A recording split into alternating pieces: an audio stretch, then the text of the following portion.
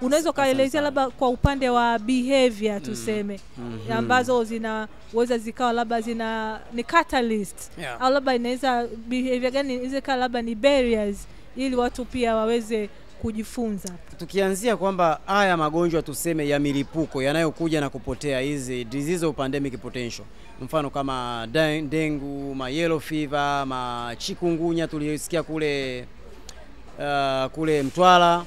Tukiangalia geography ya Tanzania, yani ukichukua Uganda, Tanzania upande wa mashariki ambako tunapakana na Kongo, ule ukanda wote tunasema ni area ambayo kwamba ni maeneo ambayo yana pandemic threat kutokana na geography ya pale, kwamba wanyama walioko pale ambao wana reside pale wana host au wanahaba wadudu ambao wakihama kutoka kwao kwenda kwenye mazingira ya kawaida watasababisha milipuko. Na ndio maana mmeweza kuona haya magonjwa ya mpox ya Ebola yamekuwa yakiwa recurrent kwa sababu ya geography, kwa sababu ile ni area of pandemic potential. Ndio maana mnaona wako prone.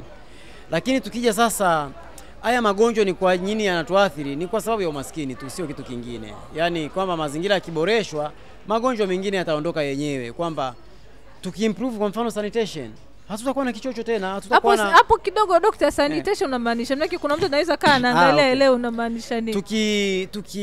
Tukiboresha hali za usafi wa mazingira. Nadhani kwa waliokuwa kwenye maonyesho leo ndani mmeweza kuona mkoa wa Njombe umeweza kuibuka kidedea, ni kwa sababu wao wamewekeza nguvu kubwa sana kwenye swala la usafi wa mazingira, kwamba kila nyumba ni lazima iwe na choo ambacho kinaweza kukiflash. Nyumba ni choo. Kila nyumba lazima watu waweze kuwa na maji ya kuchemsha kwenye kifaa cha kuweka maji yaliyochemshwa ya kunywa. Na watu wameweza kuadapt hivyo. Ni mfano mzuri. Njombe ni mwaka kama wa 4 wanapokea tuzo kwa namna hiyo. Naona ndio nimeshangaa kama na leo tena wameibuka kidedea. Kwa sababu wananchi walishaelimishwa. Kwa hiyo kwa upande sisi, mbali na kwamba tunadili na kutibu, sisi tumeenda na kwenye kuzuia.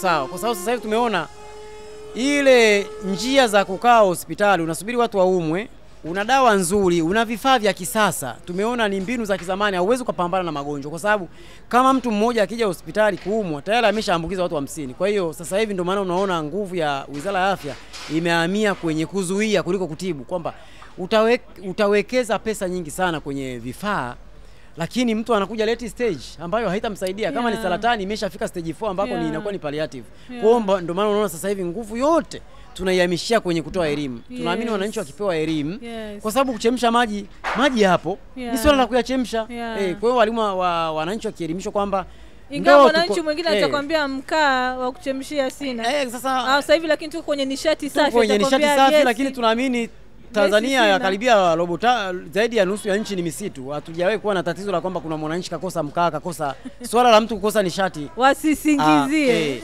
Kwa hiyo sasa hivi tunawekeza nguvu kubwa sana kwenye kutoa elimu, kwamba haya magonjwa kama kipindupindu ni ugonjwa wa uchafu tu, wala sio kitu kingine. Kwa hiyo mbali na serikali kuwekeza kuwa na wataalamu wanaweza kufika eneo la mlipuko mapema, twende kuwaelimisha wananchi.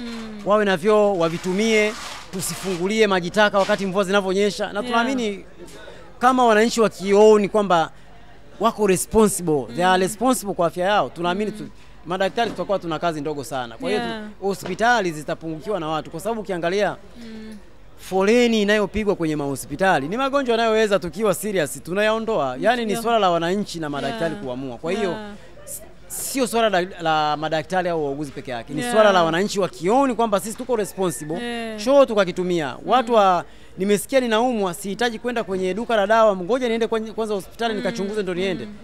Ni swala la within 5 years tunaweza kwa tunaongea vitu vingine. Na wenzetu ndo walivyopiga hatua. Hakuna muujiza.